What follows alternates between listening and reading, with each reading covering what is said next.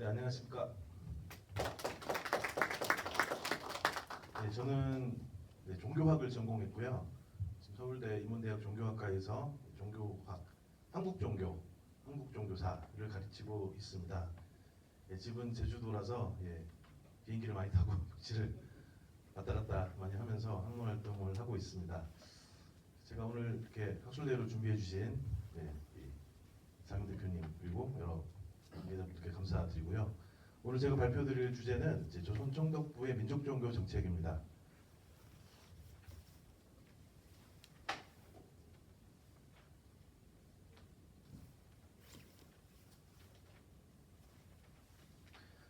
네, 그래서 이 연구는 제가 한 2년 전에 한국연구재단에 연구계획서를 내서 지금 연구 승인을 받고 이제 지금 논문을 제출을 한 상태입니다. 그래서 아직 학계에 발표는 안 했고요.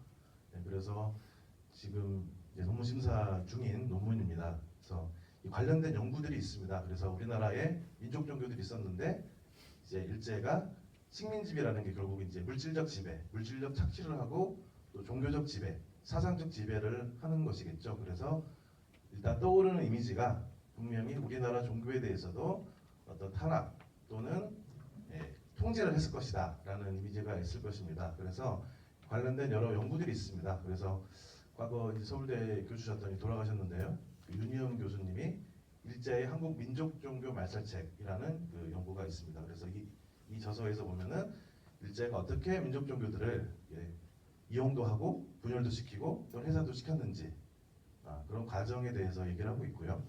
그리고 다른 여러 그 일제강점기 종교 정책, 그러니까 민족 종교들의 그 일제에 대한 항거라는 측면의 연구도 있었지만은 근래에는 그러면은 일본 식민 당국은 어떻게 민족 종교를 바라보고 통제하고 정책을 폈느냐. 결국 일제도 법률로 인한 통치를 했지 않습니까? 물론 식민 지배를 하고 착취를 했지만 법률을 가지고 통치를 하다 보니까 그런 그 치안유지법이라든지 보안법이라든지 이런 법률에 대한 연구도 많이 있고 이런 정책들의 연구도 우리 근래에 역사학계에서 이루어지고 있습니다. 먼저 용어에 대해서 좀 정리를 해보면은요. 그 우리나라 학교 그 학계의 그 연구재단의 학문 분류 체계에서 보시면 한국 자생종교라고 되어 있습니다.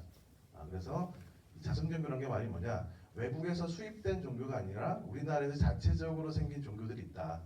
그새 우리나라 역사를 보시면 이제 불교라든지 유교라든지 기독교가 다 외래에서 들어와서 한국인들이 이거를 창조적으로 소화해서 이제 우리가 내면화를 했지 않습니까?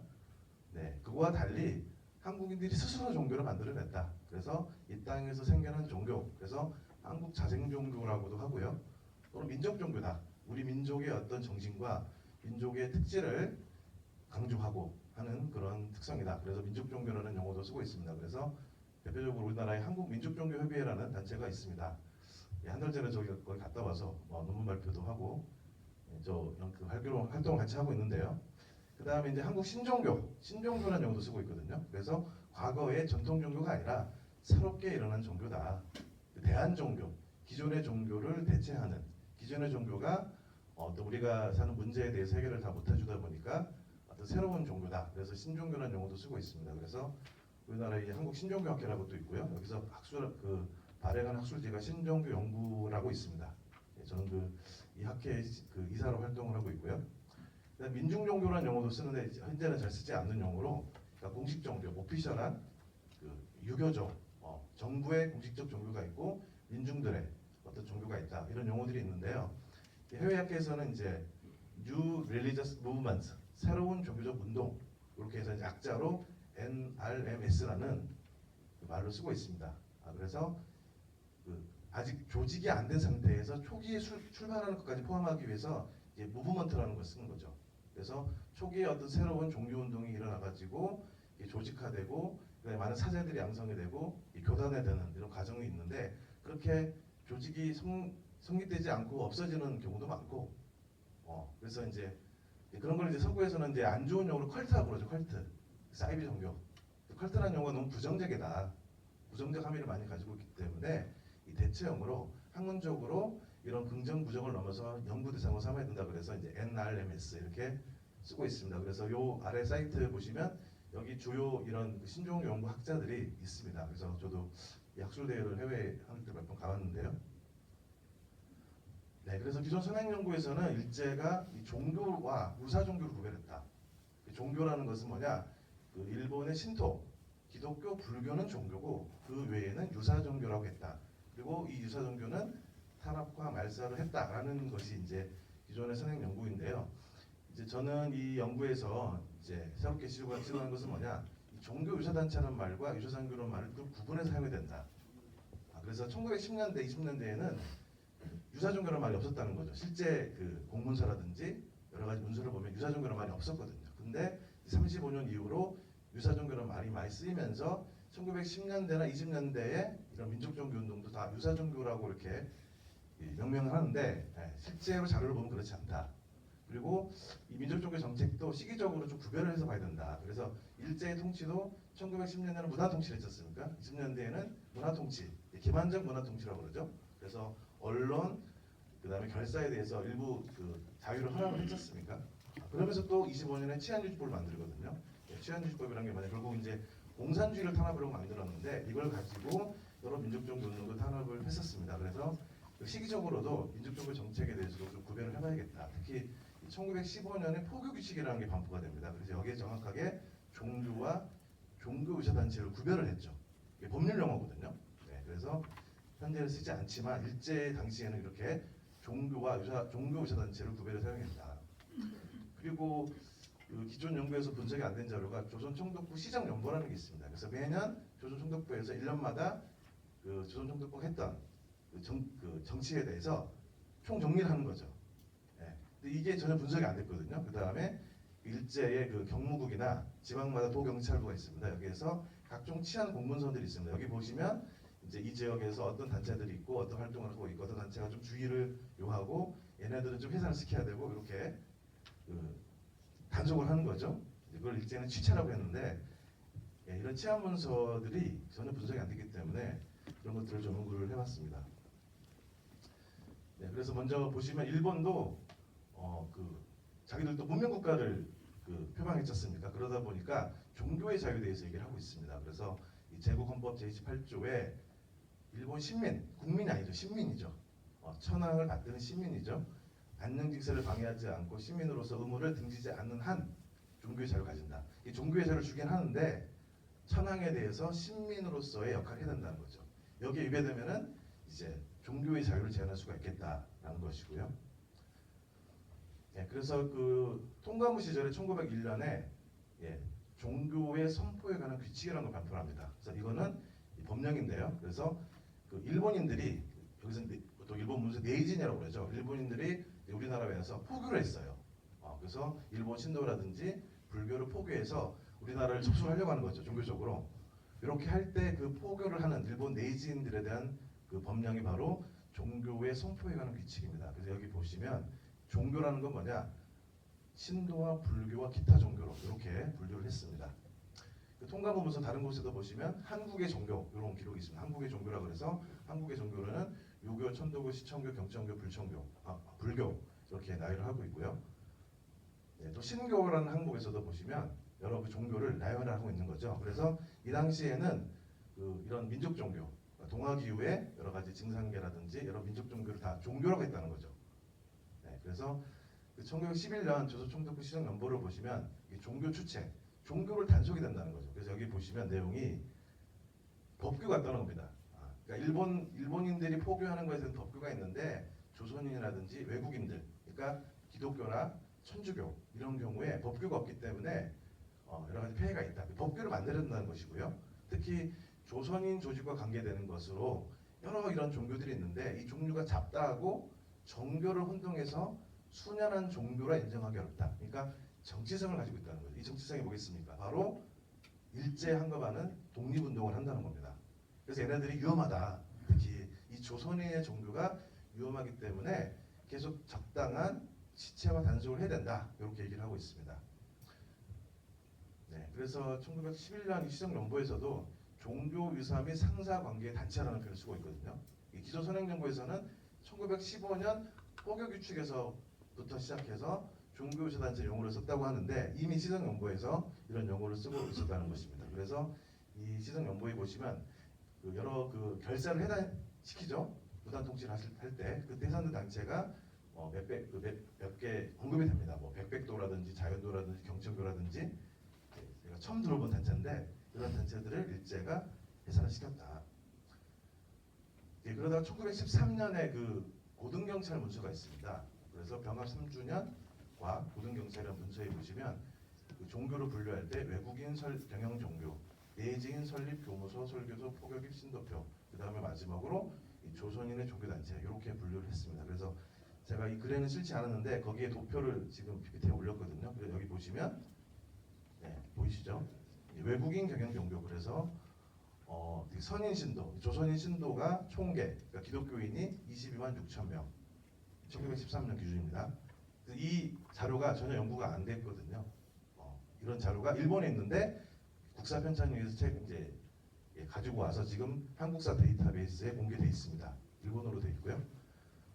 내진 설립 교무소 설립소 포교급 신도표에서 신도 불교는 일본 불교죠. 그다음에 일본 기독교 이렇게 해서 이제 교무소, 설교소, 포교사 숫자 이렇게 쭉 통계가 있습니다. 그래서 다 파악하고 있었죠. 일제가 식민당국이. 마지막으로 이제 조선인의 종교단체 그래서 아직 공인되지 않은 것으로 해서 쭉 보시면 신도가 총 140만 명. 아까 기독교가 20 몇만 명이었죠. 굉장히 종교 유사단체. 그러니까 우리나라 민족종교, 특히 천도교라든지 시천교를 중심한 이런 민족종교가 굉장히 교세가 컸다.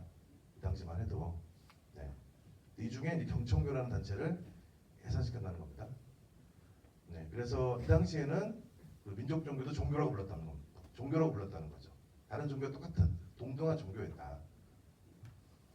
교세의 경우는 천도교가 83만 명, 시천교가 38만 명, 기독교. 시천교라는 단체는 뭐냐? 천도교에서 파생된 단체거든요. 그래서 우리 역사는 시천교를 안 가리키죠. 동학 천도교인데 동학의 양날개를 이제 천도교와 시천교로 봤던 거죠. 일제는요. 그러니까 일본이 우리나라 이런 민족 종교를 바라보는 시각과 우리나라 역사계에서 기술한 시각이 다른 겁니다. 그러니까 우리나라 역사에서는 역사에서 의의가 있는 종교단체를 의의를 붙이다 보니까 천도교는 3.1운동, 대종교는 이제 만주에서 그 항일을 투쟁을 했잖아요. 이런 시각과 일본 총독부의 시각이 다르다. 그래서 이렇게 볼 수가 있겠습니다.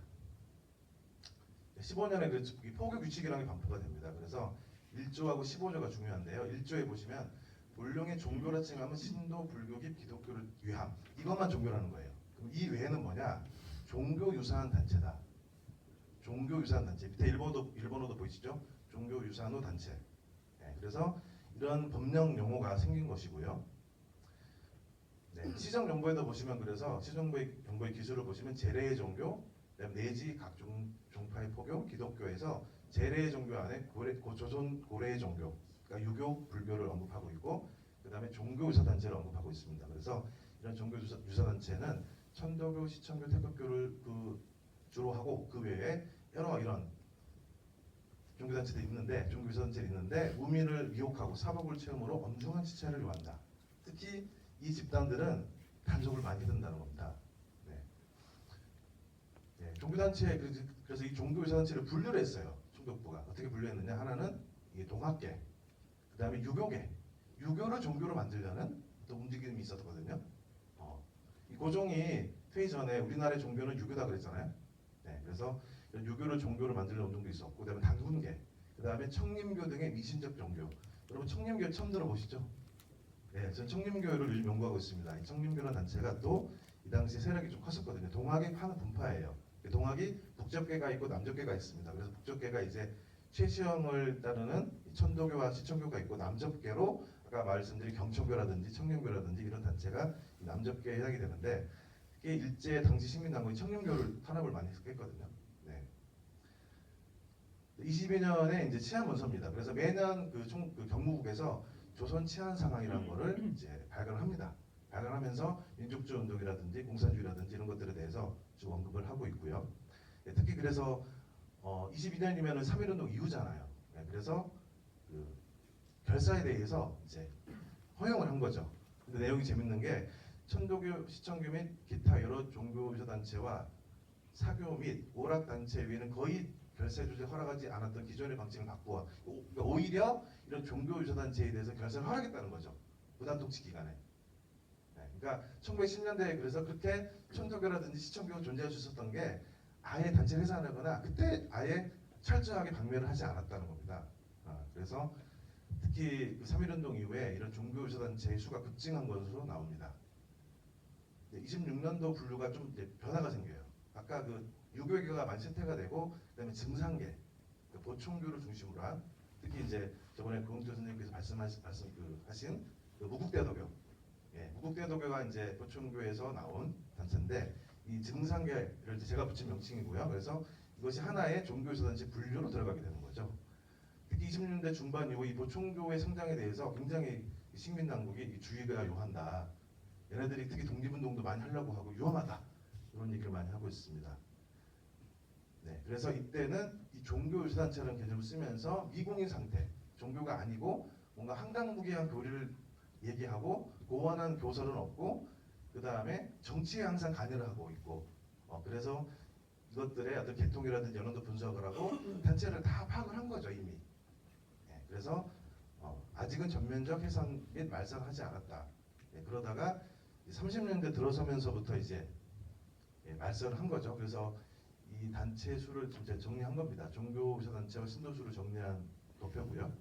그 제가 쓴 글에도 있습니다. 보시면 1926년 그 시정 연구에 보시면 천도교가 한대 100만 원을 넘었고 도청교가 1920년에 천도교를 능가하게 됐다. 우리나라의 굉장히 중요한 종교 단체였다는 것을 알 수 있겠습니다. 30년대 이후로 이제 일제가 드디어 이제 본격적인 군국주의로 나아가고 총력전, 나라의 모든 힘을 기울여서 전쟁을 하는 그런 전쟁 준비를 하면서 특히 북진, 만주로 가고 그다음에 중국을 쳐들어가는 이런 움직임을 보이고 있습니다. 그래서 특히 1935년에 일본에서 국채 명징 운동이라는 게 일어나거든요. 그게 이제 일본 천황은 아주 신격화하면서 거기에 일본 국민들은 무조건 거기에 신앙하고 복종하도록 하는 이런 운동이 일어났고 우리나라에서도 당시 총독이 심정 개발 운동이라는 것을 시행을 합니다. 그러면서 특히 이런 종교 유사단체에 대한 탄압이 심해지기 시작했습니다. 그러면서 이제 유사 종교라는 말이 대두가 돼요. 그전에는 유사 종교라는 말이 언론에만 쓰였다가 1935년에 이 조선총독부에서 조사 자료로 조선의 유사 종교라는 책을 핍니다. 그래서 이때 우리나라에 있는 모든 민족 종교를 다 전수조사를 했고요. 그래서 그 결론이 뭐냐? 해산 아니거나 개종을 시켜야 된다. 이게 조선 총독부의 결론이었습니다. 그래서 그래서 시간이 많지 않아서요. 그래서 이제 여러 그 관계 당국의 논의가 비롯됩니다. 그래서 전 조선 고등경찰회의에서 이 종교유사 단체를 엄밀하게 추진해야 된다라는 논의가 시작됐고 35년 4월에는 이 도경찰부장 각 도마다 경찰부장이 전부 다 모여가지고 이 종교유사 단체와 무속을 탄압해야 된다. 그래서 여러 그 도 경찰부장들이 관련된 법규를 제정해야 된다 이렇게 얘기하고 있습니다. 그래서 기존의 학설에서는 1936년에 총독부가 유사 종교 해산령을 내렸다고 돼 있어요. 그런데 그 법령은 없거든요. 근데 논문이 하나 나왔는데 그 법령은 없다. 실체가 없다. 법령을 발표할 수도 없다. 그러니까 법령을 발표한 게 아니라 그냥 정책을 핀 것 같아요. 저도 아무리 뒤져봐도 법령이 없어요. 그래서 쭉 보시면 일본에서도 그래서 유사 종교 탄압에 대해서 얘기가 나오거든요. 일본의 큰 오모토교라고 굉장히 큰 종교단체가 있었는데 이 종교단체 교리가 일본 천황에 대한 불경죄를 행했다. 그래서 사이비 종교, 사교라 그래서 탄압을 하거든요. 그러면서 일본 전역에 대해서 일본에서 있는 유사 종교를 다 조사를 하게 하거든요. 그러면서 1935년 12월 18일에 일본 본토에서 오모토교를 탄압을 하고 그 다음날 바로 보충교 탄압을 하는 거죠. 조선에서. 그러다가 1936년 6월 11일에 특히 보충교류, 아까 그 네 항 중에서 특히 증상계류를 아예 다 소탕을 해야 된다. 이런 내용이 나오게 됩니다. 특히 이 중요한 사건이 1937년 4월 13일에 백백교 사건이라는 것이 있습니다. 그래서 이제 아주 우리나라의 사이비 종교의 대표로 그래서 교주가 있고 많은 그 신도들을 이제 뭐 이렇게 죽게 되고 뭐 동반 자살도 하고 이래가지고 이게 큰 문제가 됐는데 이걸 가지고 유사종교 전체가 다 사교다. 이걸 언론화한 거죠. 그래서 유사종교 이꼴 사교, 그러니까 2벌 릴리전이다. 사악한 종교다. 이렇게 명분을 펴고요. 네, 그래서 일본의 대표적 사교는 오모토교와 히토노미치라는 종교가 있다고 하고요. 우리나라는 이 보청교와 백배교가 우리나라의 대표적 사교다. 네, 이렇게 얘기를 하면서 아이 총독에 의해서 유사 종교를 많이 나오거든요. 1937년 5월 1일 당시 총독이 미나미지로 총독이 조선의 유사 종교 이렇게 유사 종교라는 말을 공식적으로 쓰고 여기에 대해서 철저한 탄압을 해야 된다라는 취지로 발언을 합니다. 네, 그러면서 6월에 유사 종교의 일제 취체 통첩을 전도해 내고 그다음에 이해 연말에 경북에서 제73회 제국 우회 설명 자료라는 그 자료를 만듭니다. 이게 이제 일본 본토에서 제국 우회를 할 때 쓰는 자료예요. 그래서 여기 보시면 많은 당시에 우리나라에 있는 민족 종교를 해산하고 탄압한 내용이 나옵니다. 그래서 당시에 47개 단체를 해산시켰다. 그 중에 하나가 바로 제주 무국대도가 여기 관련 설명이 나와 있습니다. 이 자료에도 보면 상세하진 않고요. 다 해산시키고 4개만 남았다는 거죠. 이게 뭐냐? 바로 천도교, 시천교, 상제교, 그다음에 불법연구회. 불법연구회가 바로 지금 원불교의 전신이죠. 이 4개 단체만 남기고 전부 다 해산을 시켰다.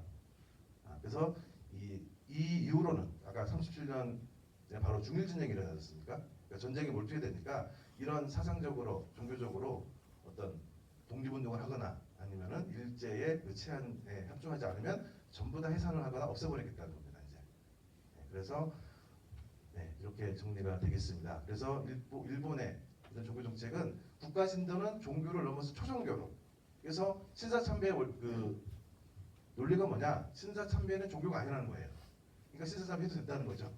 그 다음에 기독교와 불교는 종교고 나머지는 전부 다 유사 종교고 그 다음에 무속은 이보다 더 못한 미신이고 유교는 아예 종교로도 안 들어가는. 유교가 제가 유교는 종교로 생각하지 않는 이유가 이 당시에 일제의 어떤 정책에도 있다. 그래서 이 이후의 영향이 이제 제가 글은 안 썼는데 여러 신문 기사에 한참 나옵니다. 54년 기사에도 유사 종교가 나오고 이런 거 탄압해야 된다. 심지어 70년대까지 한국신흥회 유사종교 실태조사 보고 사업 이렇게 작성이 되면서 이제 유교공 사업이라는 걸 또 해서 당시 계룡산에 있는 여러 종교를 다 해산을 시켜버리고 강제 이주를 시켰던 이런 역사가 이어집니다. 그래서 이게 이제 종교의 자유, 사상과 종교의 자유, 뭐 집회 결사, 포교에게도 이번에 집회 결사를 뭐 전혀 못하게 한다고 돼 있는데 이런 것들을 우리가 정말 종교의 자유라는 중요한 가치를 우리가 인식을 해야 되지 않을까. 그리고 일제가 이런 것들을 이런 개념을 가지고 철저하게 탄압을 하고 어떤 우리나라 종교 지형의 왜곡을 가져왔다라는 것이 제가 말씀드린 내용입니다. 이제 마치겠습니다. 상해 주시고요. 네, 이영호 목사님 앞으로 나와서 앉으시면 고맙겠습니다. 이야기를 들으면서 와 종교 유사단체라는 말을 들을 때에 이게 1970년대까지 이어져 내려왔던 유사 종교에 대한 탄압 그게 일제의 잔재인데 지금 현재 개신교 기독교에서 보통 이단 사이비 대책위원회라든가 이렇게 하면서 이제 그 사이비 종교 막 반대하고 그러는데 이것도 일제 잔재구나 하는 생각을 해보게 되었습니다. 토론을 이영호 목사님께서 해주시겠습니다. 이거 언제까지 할 거예요?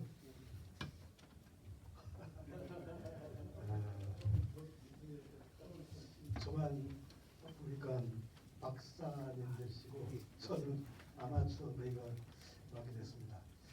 저는 사실 고향이 공주고 요새 윤석열 때문에 조금 그렇습니다만은 거기 계룡산이 있고 그래가지고 어릴 때부터 그 할머니들이 계룡산 오신 할머니들이 오셔가지고 이것저것 얘기한 거 기억이 나고 그러는데 제주도에 와서 제가 여기서 말하는 태교로 나옵니다만 접한 것이 바로 모 법정사 거기에 대한 겁니다. 그리고 그때 제가 보면서 놀랬던 것이 이 새로 쓰는 제주사 이영권 선생이 쓴 책에도 나오는데 1922년도에 동아일보에 나온 게 뭐냐면은 그때 태율교 거기 이제 선도교라고도 나오고 이렇게 나옵니다만은 무려 제주도에 2만 명이 들어와 있었다. 이게 기사에 나옵니다. 그래서 그 당시 지금도 그렇습니다만 그 당시 제주도 전체 인구가 20만 안 됐을 텐데 2만 명이나 되는 이 태월교도들이 내려왔다. 그래서 이것 좀 알아봐야 되겠다 이런 생각을 했는데 아직도 모르고 있습니다.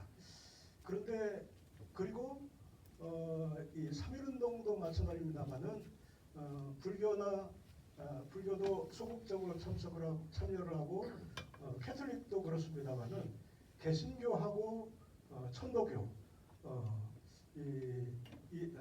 어떻게 보면 민족종교 여기에서는 적극적으로 참가를 하고 그랬는데 제주도에서도 제일 독립운동 제일 먼저 일어난 것은 바로 법정사 항일투쟁 이 일이고 그래서 제가 관심 있게 보고 그리고 그 와중에 올해부터 그 법정사가 안내문이 바뀌었습니다만은 그 개신교 목사님들하고 관여가 돼요.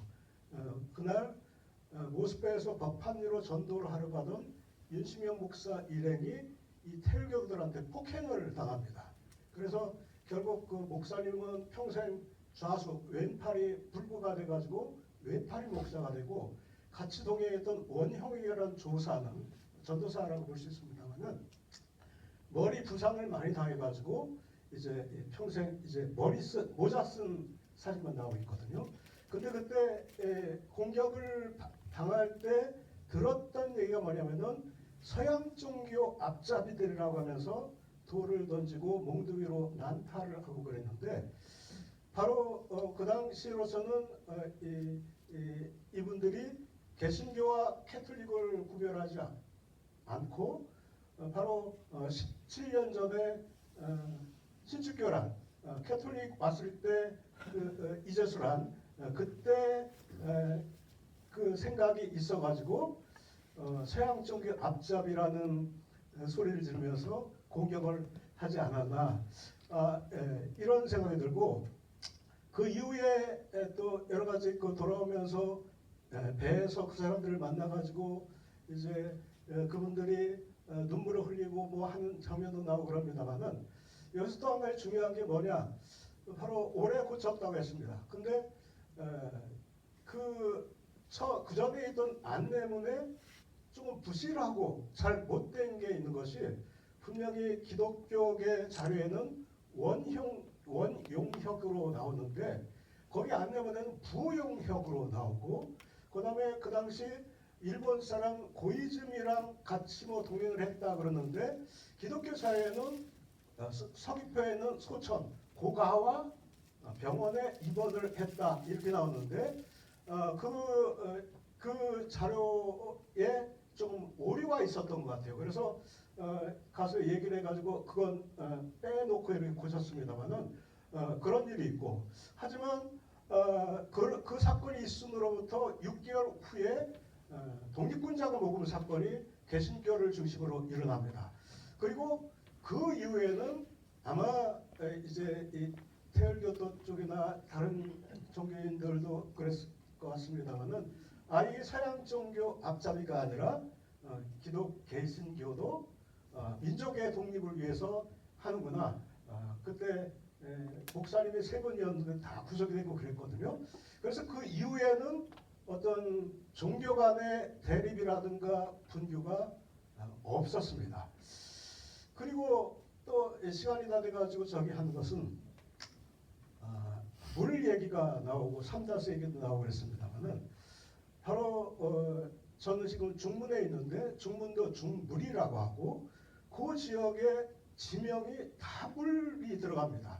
강정, 그 다음에 하원, 회수, 창천, 또 사계, 또 화순도, 번내고 다 물이 들어가고 그 이후에 1970년대로 알고 있습니다만은 대순진리회가 지금 노영 오거리에 회관이 있는데 70년대에 바로 하원에 그 회관을 지으려고 하다가 그 지역 사람들이 반대를 해가지고 못 지었고 또 2006년도에 칠성로 거기다가 또 회관을 지으려다가 또 조금 주민들하고 그게 있었습니다만은 이 태을교도뿐만 아니라 대순진리회 그쪽도 우리 지역에 이렇게 하고, 그다음에 법화사, 존잠, 그리고 법정사 이런 것들이 쭉 바로 물 지명이 있는 바로